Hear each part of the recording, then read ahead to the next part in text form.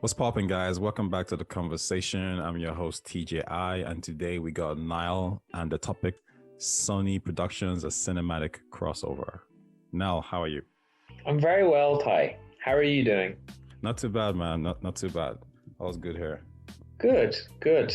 I mean, I am fine, but currently on lockdown, obviously, and isolating because I'm a close contact. So this is good. It's good to have an afternoon activity when you're stuck indoors. And that's why I love this podcast, because we're going to actually just do this and, have a good time. Today's topic is Sony announced they got 10 of their IPs are getting a TV and film adaptation. Do you think this is a good idea? So I suppose my first answer would be yes. I think if you've got an IP, why not use it? But I think they're sort of changing tact, because they have done that before with Spider-Man. Mm-hmm. Like they had the IP for Spider-Man and they were making loads of films. But actually, the one that comes to my mind is Ratchet and Clank. There was actually a Ratchet and Clank game, and that bombed basically. So that's actually the best example. Yeah, was that Sony? Yeah, I mean, well, they own the rights, correct? To Ratchet and Clank. Oh, I don't know. No, they do, yeah. Oh, okay. No, I don't know if they actually produced it themselves, and I think this is the difference. This is why it's a bit different now, because they're using like the film branch and the video game branch and actually joining them together with Sony Productions. So that's why it's that's why it's actually seen as something that could be beneficial, because at this time you actually have both departments liaising with each other, as opposed to before, you would just okay, fine, we have this license, here's this Assassin's Creed license, and we will just give it to whoever, pays the best or who's willing to offer us the best deal. And then they'll do whatever they want to as they see fit. But this time, everything stays in-house.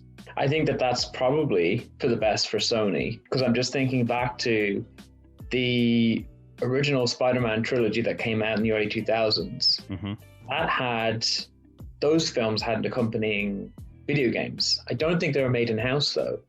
I don't think Sony made them. No, but I think that's actually different, because Sony owns the rights movie-wise. But when it comes to the actual video games, I don't think they actually ever had those rights. Now, what has happened recently is they managed to purchase that, I imagine. And they have Insomniac Games, I believe. They're the ones who are making those games. And so it's a bit different now, because obviously it's all well and good having the movie rights, no one cares. But when you actually have the video game rights and then you make that content exclusive to your platform, obviously Xbox fans, PC fans, Nintendo fans weren't too happy about that. But hey, that's just business. And even I think the next thing was the Marvel Universe, when Spider-Man, the Marvel Universe game, when Spider-Man was becoming an exclusive for the PlayStation version, people weren't too happy about that too either. But once again, that's just business. But that's the gaming side of things. From a movie perspective now, they might have tried it before Ratchet and Clank, not in the same way. But I guess I always wondered, in your opinion, what took them so long to actually get to this point? Because you've had these IPs for such a long time. You've had the Uncharted, you've had Last of Us, you've had Ratchet, you've had Little Big Planet. So why do you think they got to this position where, okay, fine, it's now 2019 or 2018, let's do this? Why not before? I suppose there are some similarities between, say, using video game IP and, say, comic books. Just thinking about, the boom of, say, comic book to movies in recent years, mm-hmm. like that has been extremely profitable. But if you go back to like the 90s, there were a couple of, comic book to films that were really still outliers and maybe didn't take off as well. But going back to video games, I think if you did a flip, if you flipped the, say, instead of video games to movies, you're looking at movies to video games, look at how badly that bombed in the past. And I think that would probably be one reason why Sony was very cautious for that kind of adaptation of, say, a conventional video game IP into another medium. A few games comes to mind, because even before Sony ever thought about this, you have examples. You had the Super Mario Brothers game. Do you remember that? You had the Zelda TV series. So Super Mario, as in the video game or the film? No, the film. Like, Nintendo actually tried this already. They made the They did Super Mario in game. '93. Yeah. They came out with that film with Bob Hoskins and Fiona Shaw. Did you enjoy it? And well, I enjoyed it when I was a kid.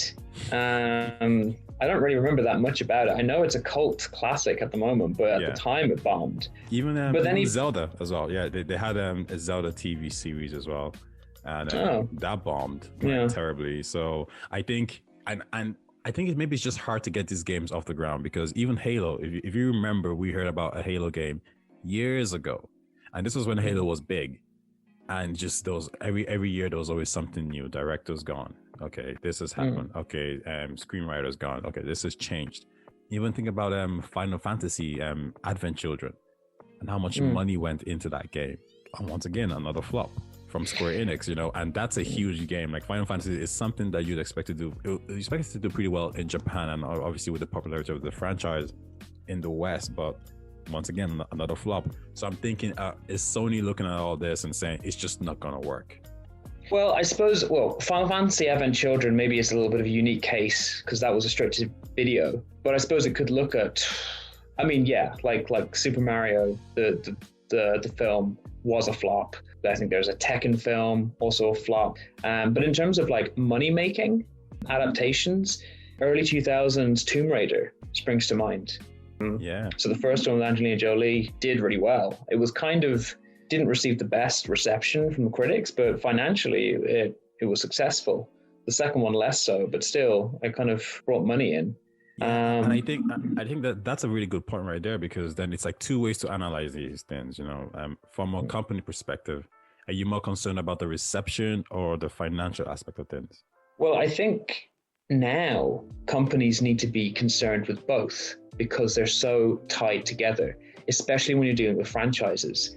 Because with franchise, you need to make sure that every installment keeps everyone engaged. Whereas with one-offs, you can fluff it. You can just sell it on the name alone, and you'll get people in to watch the film. But if it's a franchise that you're looking to get off the ground, then you need to continuously sort of nurture and generate that trust by creating good content. When you say all this, the first thing that comes to my mind, even though it's not as related and might not be the best example, is Star Wars. The latest ones, how like the first movie it did so well. Everybody loved it. But as the next one came out, you could tell there was no plan. There was no structure behind it. Everything was just, let's just wing it as we go along. Well, what's interesting about that is that it kind of embodies a problem that I would see coming up with games turned into films, and that is the expectation of the viewer. So similar to Star Wars, films that are kind of made off the back of or inspired by games have to contend with the expectations of the people who played the games, or in the case of Star Wars, the people who watched the original films. So there's already this expectation that they need to meet, and it's generally quite a high bar. In Star Wars' case, what they did too much was pander to their audience a bit too much, to the point where they changed the storyline that just completely ruined the recent trilogy, which isn't great. Now, sometimes listening to the audience is a good thing. So like with Sonic the Hedgehog film that came out last year, the production company really took on the criticism of the trailer with the kind of weird human-like teeth that Sonic had. And they actually managed to do a bit of a U-turn on that. And actually the film was quite successful. Yeah. So there are times where you can listen to your audience, but then sometimes pandering too much will just undermine the end product. Even though they did the right thing, the first thing that really comes to my mind is, how did they even think that was gonna work? Like I see that trailer and I'm just thinking, who signed off on this? Like who actually thought, yeah, this is the next step for Sonic? But anyway, let's not get into that too much. Sonic and Detective Pikachu are probably the two video game adaptations that have pretty much done well. But there is one though, and that's Geralt of Rivia, The Witcher. I don't know if you watched the last video where I pretty much talked about how, you know, it actually just boosted the book sales, it boosted the video game sales. And I'm thinking, is that another reason why Sony has decided, okay, you know what, everything has flopped before in the past, and now we have this situation where, okay, Pikachu's done well, Sonic has done well. Obviously, they're a bit more child friendly, but then we have Geralt of Rivia, and that's complete. That's the opposite of all that, and it did exceptionally well. Like, okay, sales wise, I wasn't too impressed. I mean, sorry, and quality wise, I wasn't too impressed. So when it comes to quality of these video games getting better, I'm not actually impressed on that aspect. But when it comes to the sales, it has done pretty well. So I'm thinking maybe that's why Sony decided to take this step forward. What are your thoughts on that? Well, I probably would have to disagree with you. I enjoyed the TV show. Like, you know, it's not the best thing since sliced bread, but we're living in this golden age of television where there is so much good stuff. The bar is quite high. But for what it was, and as a fan of the games, I was pretty satisfied. I think it's hard for me to say how the TV show would impact, say, people who'd never heard of The Witcher before. I mean, like, I've been a fan for years, so it hadn't really affected my impression. I didn't go out and buy the books, but I do know people who maybe hadn't heard of the franchise at all, but watched it and loved it. I just think, as much, okay, so you disagreed with me. I pretty much disagree with you too, because when I watch The Witcher, I love Henry. You know, I love the stuff he did. I love all the characters. I think they did great. My issue is it just wasn't that good. Quality wise, it just wasn't that great. As a Witcher fan, I can sit there and watch it and love it. I can like all the little tidbits. I can love oh, that's how that happened. Okay, that's this character. Like, they're portraying me, they're showing me something that I've never seen in the game. So I'm gonna rock with it. I told so many people, check it out. But if I take a step back from a neutral perspective, I would even rate that a 7 out of 10. Like, I think on a good day, it's a 7 out of 10 show, but it's not quality. Like, quality, when we talk quality, we're thinking 8, 9, 10. I can praise it for certain aspects, but just think about it for a second. You don't know anything about Geralt of Rivia. You don't know nothing about The Witcher. Somebody just say, yo, there's this new fantasy show. Check it out on Netflix. You check it out. Now, I will say I told this to someone and they did actually enjoy it, which kind of surprised me. But from my perspective, if I didn't know anything about these characters, I would not have enjoyed that show. Do you disagree? You enjoyed it regardless. I did enjoy it regardless, and a lot of my friends and a lot of my family enjoyed it too. Hi, it sounds like you're in the minority. I mean, me and your friend and my friends all enjoyed it. Is it on the level of Game of Thrones? No.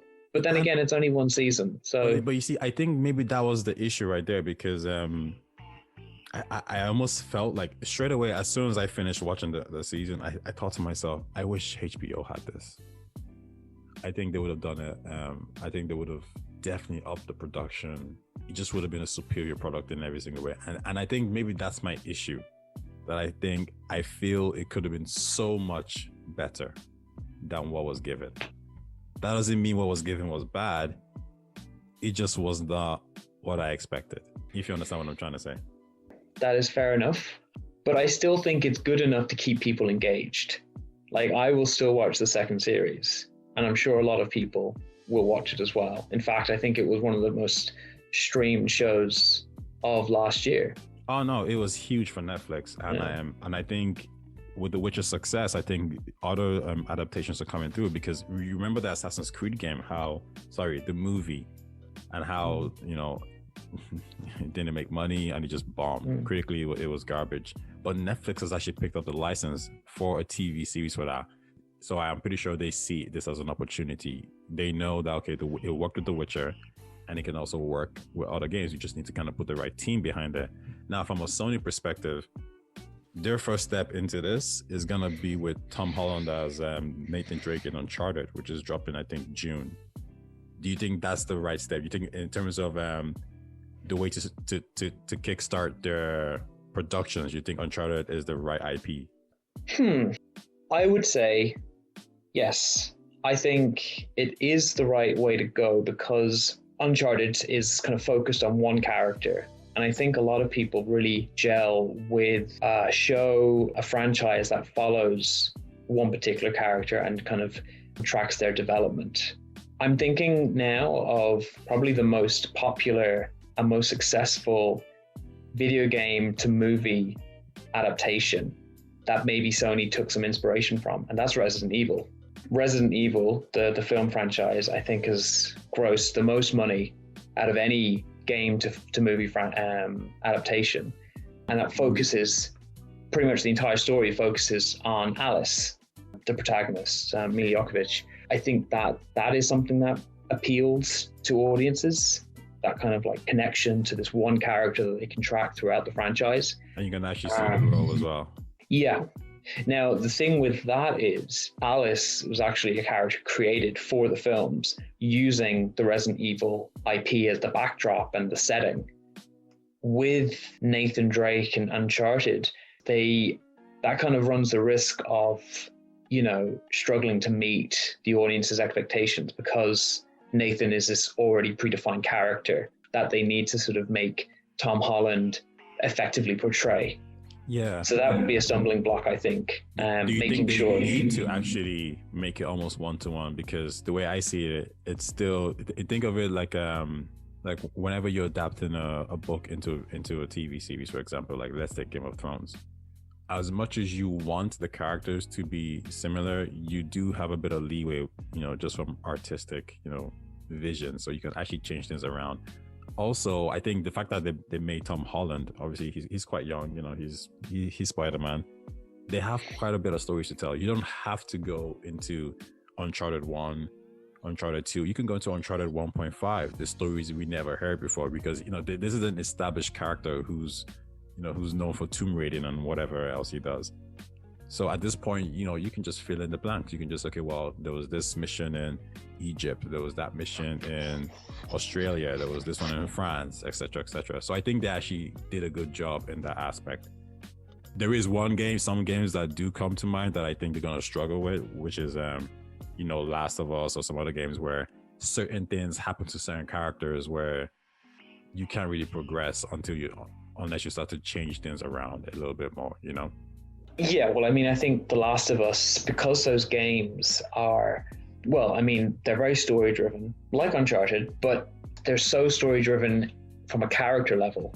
Like it's all about the relationships. Whereas with Uncharted, I think, as you said, that there's scope for new adventures, almost removed from some of the storylines of the video games, because the character purview is so much wider.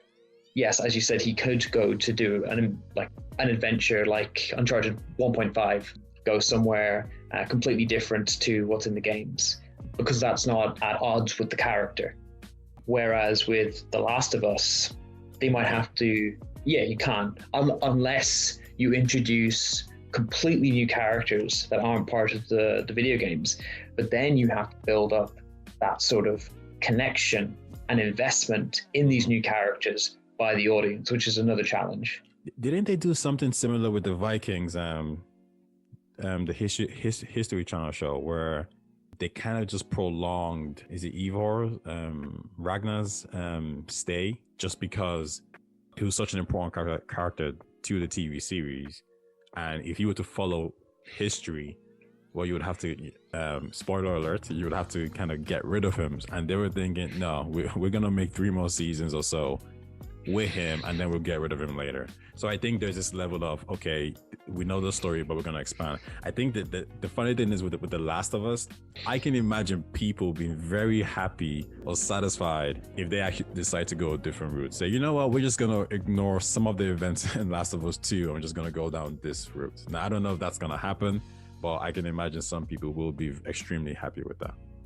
Well, yes, I'm sure some people would love another post-apocalyptic drama, but what is it that makes The Last of Us? Is it the post-apocalyptic setting? Is it the sort of fungus-infected zombies? Or is it the characters that we meet? Like Joel, is he as integral to The Last of Us as everything else I've just said? I suppose you have to ask yourself what actually makes up the game. Is it the setting or is it the characters? For me, I think it's definitely the characters, 100%. But one thing I will say is, as I was playing Last of Us 2, I just wanted to know more about this world. I wanted to know other people's stories. I wanted to know how they go around doing things. I wanted to know more about the Fireflies. I wanted to know how they became established. And the game does a decent job at, dropping notes and tidbits here. But there was just more I wanted explored.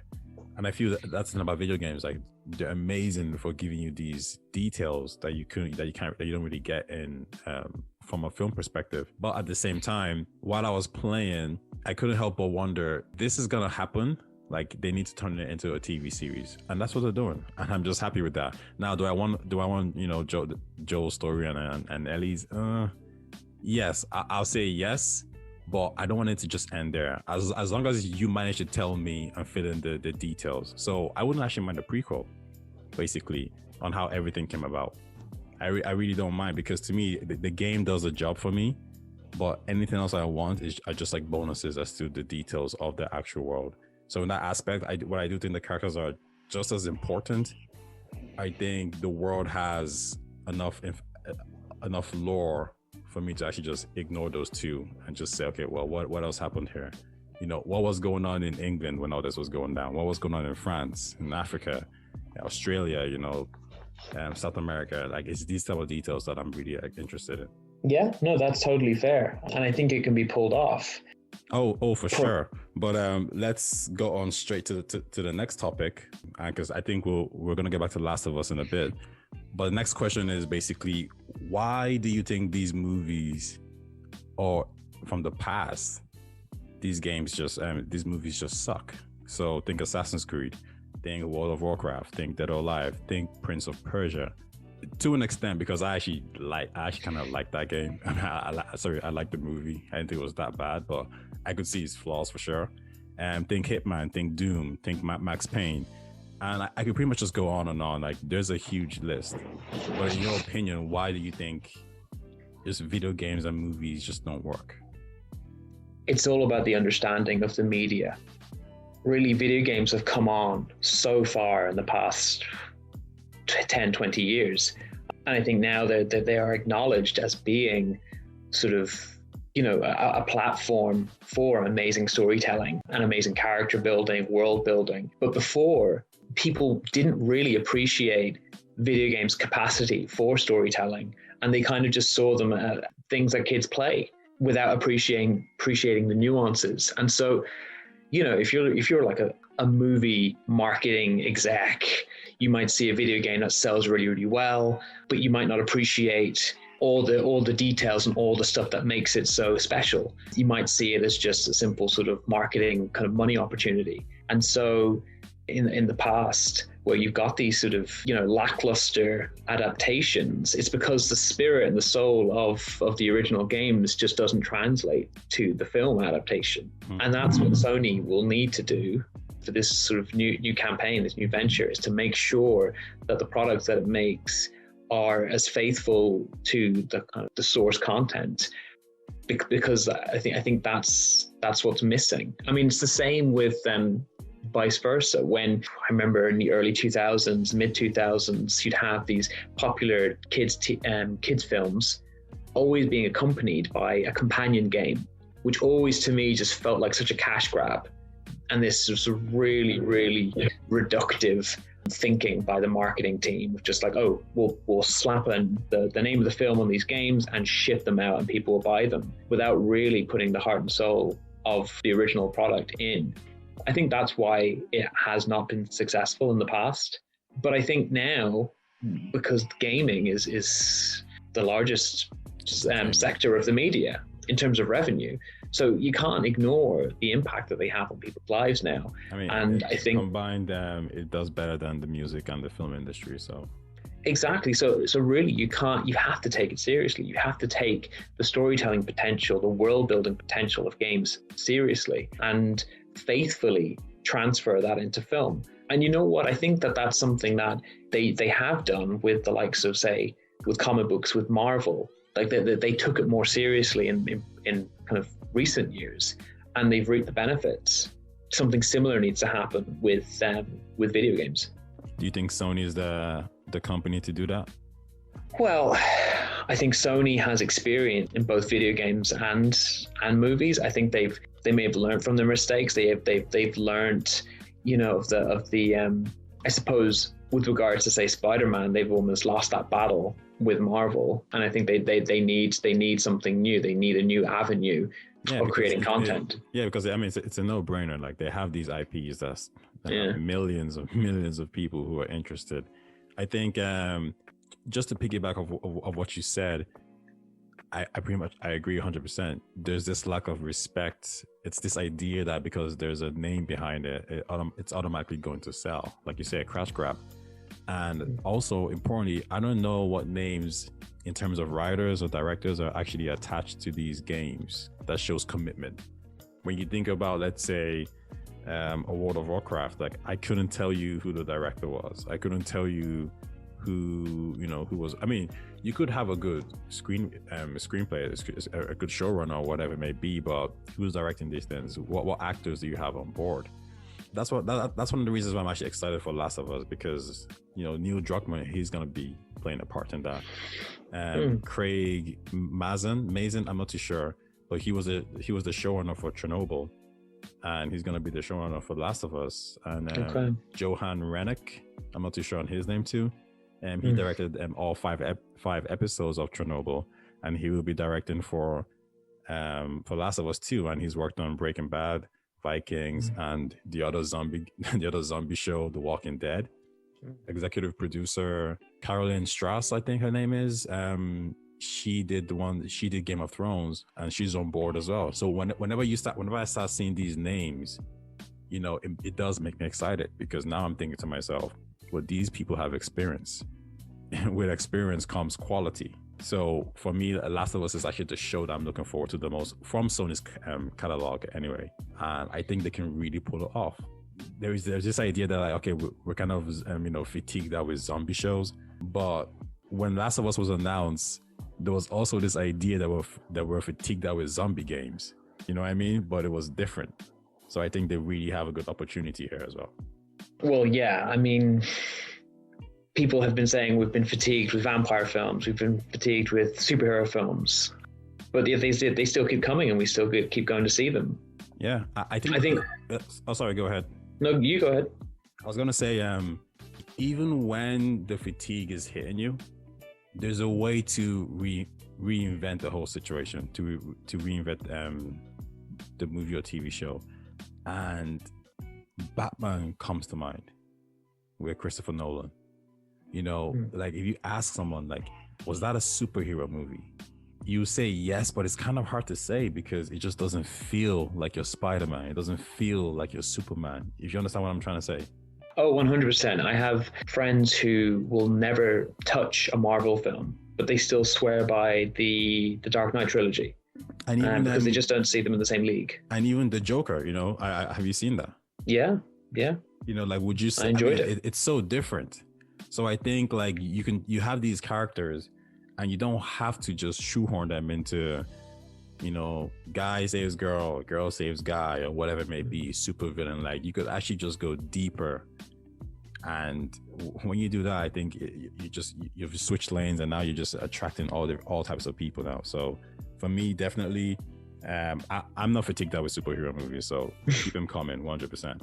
But even Luke Cage on Netflix, it is a superhero movie, but it was different.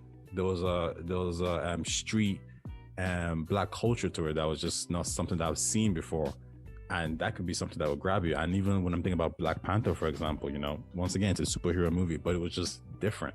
That's what I'm looking forward to.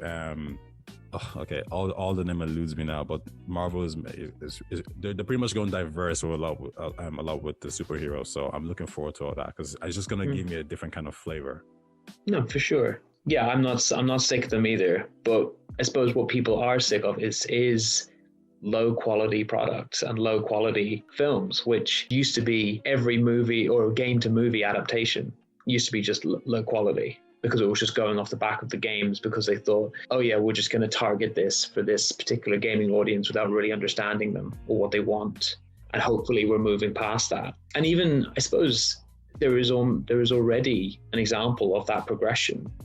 So, in early 2000s, you had Angelina Jolie as Lara Croft, which was very kind of bombastic action film, kind of on the appearance, just looked like Tomb Raider, but maybe didn't capture the game.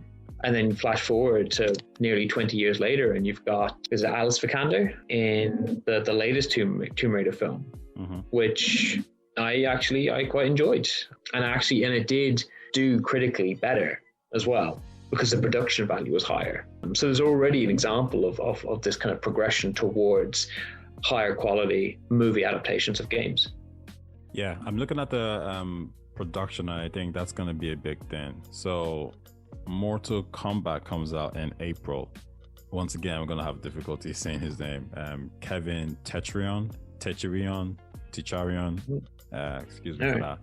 But so he was the guy who released the short films Mortal Kombat Rebirth, and fan favorite Warner Bros. Signed him up for the upcoming movie, but due to budget issues, he left.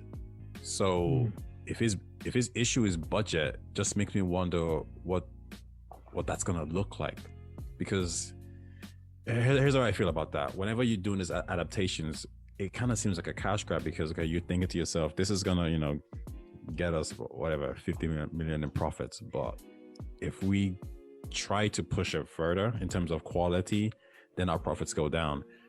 So the fact that he left because of that just makes me worry. And on the other side, we have Last of Us that has this, it has these directors, these showrunners, and on Mortal Kombat side of things, I don't think these guys have that pedigree. I don't think they have that experience, pretty much.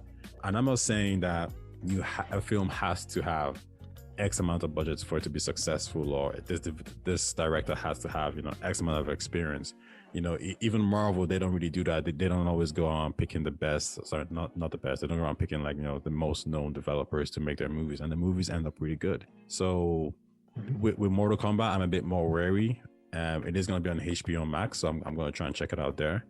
Would I have checked it out in the cinema if COVID was not around? I'm not too sure. I think I would have, just because I'm a huge Mortal Kombat fan.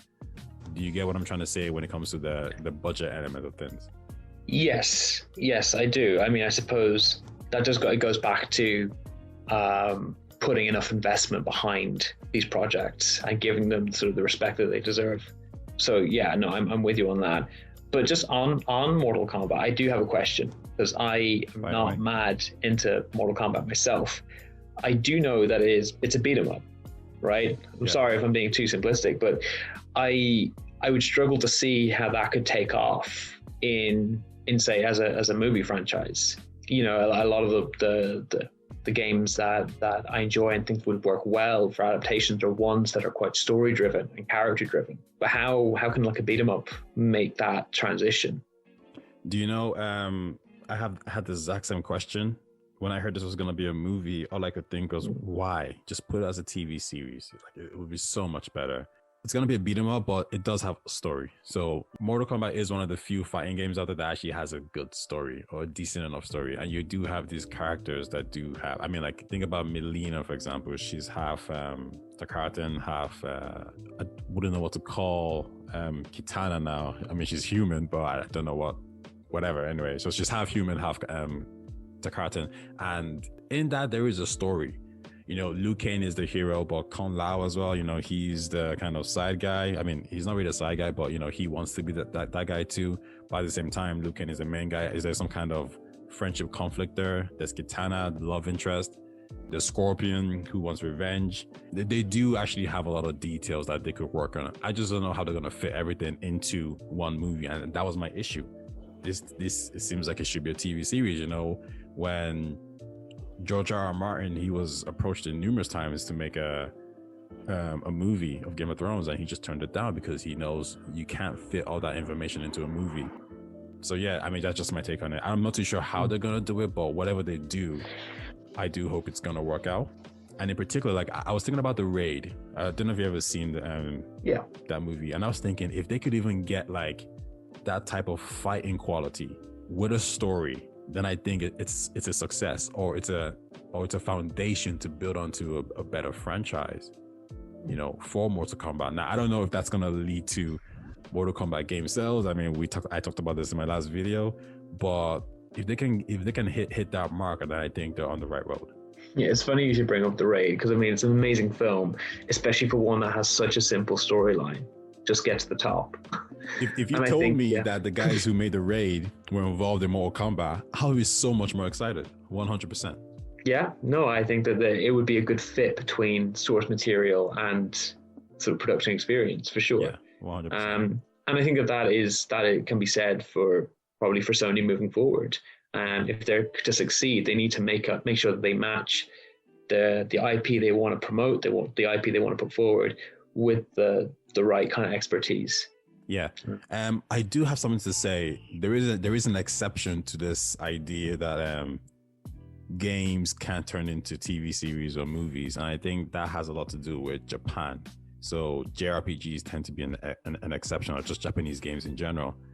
And the ones that come straight to mind is Devil May Cry. I think that's rated around 7 out of 10 on IMDb. Persona 5 is up there as well. Castlevania is up there on Netflix. I think that's kind of rated like an 8 out of 10. So that's pretty popular. Dragon's Dogma was praised for certain elements, but they missed out on the world building. And I think that's something that can be fixed. So it seems like these Japanese games tend to do well when it comes to the adaptation. Now, I know you're going to mention Final Fantasy. We're not going to mention Final Fantasy, but these particular games anyway tend to do well. So we see this trend happening, and we're also going to see this trend happening with, you know, Western games as well, like Uncharted and maybe a God of War game. So I think it does look bright, and I think Sony's just probably in the best position simply because they have these IPs. You know, like, I mean, Ubisoft does. They have Tom Clancy. But I think Sony's just in the perfect position. Nintendo, they can as well. They have a few. Sega has a few as well. But I think Sony's just in the prime position to actually pull this off. And that's it, man. I think, do you have any other points you want to throw out there? No, I'm good. I think we covered enough. Yeah. Thanks again for listening, guys. If you like the content, do leave a like. If you have opinions on anything we mentioned, go ahead and drop a comment below. And if you like the channel overall, subscribe. Thanks again.